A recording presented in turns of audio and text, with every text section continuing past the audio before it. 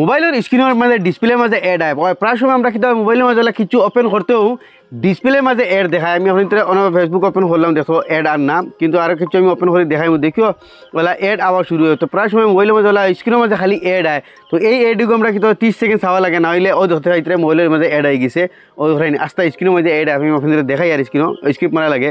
তো এইরকম display add আইলে কী হিসাবে বন্ধ করতে হয়, একদম সিম্পল জিনিস, সিম্পল একটা প্রবলেমের কারণে এই মোবাইলের ডিসপ্লের মাঝে এইরকম এড আয়। তাই আপনি এইখানে দেখা হয় স্ক্রিন রেকর্ডিং লাগাই দিয়েছে, লক্ষ্য করবা আমি তো এইরকম ডিসপ্লের মাঝে যদি এড আয় সারা বাস্তে আপনি তো মোবাইলের সেটিংয়ের মাঝে যাইবা গিয়া, সেটিংয়ের মাঝে গিয়া আপনি তো মোবাইলের তলে দিয়ে যাইবা, স্ক্রল আপ করিয়া তলে দিয়ে গিয়া দেখবা অ্যাপস যেগুলো কি সেউরের অ্যাপস ম্যানেজমেন্ট থাকবো, ইয়া সেউরের অ্যাপস থাকবো, ও দেখা হয় এগুলোর মাঝে অ্যাপস লেখা আছে, ও অ্যাপসও যাইবা গিয়া।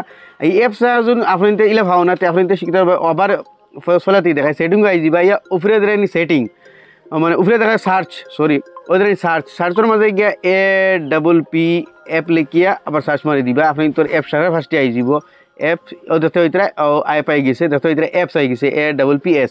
তো অ্যাপসও দিবা গিয়া আপনি তো দেখতে হইবা ইনো সেউরে থাকবো অল অ্যাপস, সেউরে থাকবো মেইন, দেখতে হইতে 2 নম্বর ম্যানেজ অ্যাপস আছে, এই ম্যানেজ অ্যাপসের মাঝে দিবা গিয়া। তার মানে ম্যানেজ অ্যাপসের মাঝে যাওয়ার পরে আপনি তোর মোবাইলে যা অ্যাপস আছে ওনা আই যাব। তার মানে কি হয় আনইউজুয়াল কিছুগুলো অ্যাপস আছে মানে যেগুলো আপনি ইনস্টল করছো না, এগুলো অটোমেটিকলি আপনার মোবাইলের মাঝে ইনস্টল হয়ে বই রয়, আর ওগে ডিসপ্লের মাঝে অ্যাড দেখাইতে থাকে যেগুলো আনইউজুয়াল অ্যাপ, মানে এগুলো আপনি সেও করে না, এগুলো অটোমেটিকলি ইনস্টল হয়ে যায়।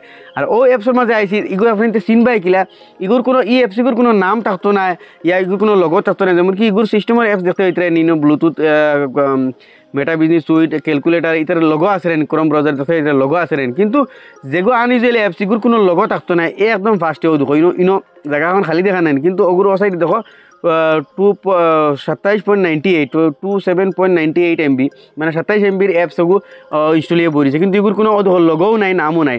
আপনি তো জাস্ট এইটার মাঝে মারবা, মারি এইটার আনইনস্টল আছে, আনইনস্টল করে দিবা, কিন্তু আবার আপনি তো দেখায় এটা কিন্তু ও ধোয়া আছে সারার উপরে, কিন্তু কোনো নাম নাই, কিচ্ছু নেই, বলে সারার উপরে থাকবো। যেগুলো এইরকম যেগুলো অ্যাপসে অ্যাড দিয়ে এগুলো সারার উপরে থাকে, আর এগুলো কোনো নাম থাকতো না, আর কোনো এগুলোর মাঝে লগো থাকতো না।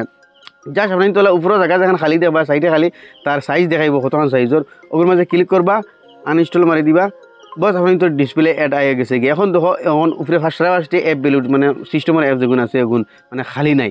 তো ও আসলো একটা ছোটো মোটো ভিডিও যেগুলো মাঝে আমি আপনাদের দেখাইলাম। আবার আমি অ্যাপসের মাঝে যখন যাই তো দেখো এর মাঝে কোনো ধরনের অ্যাপস নাই।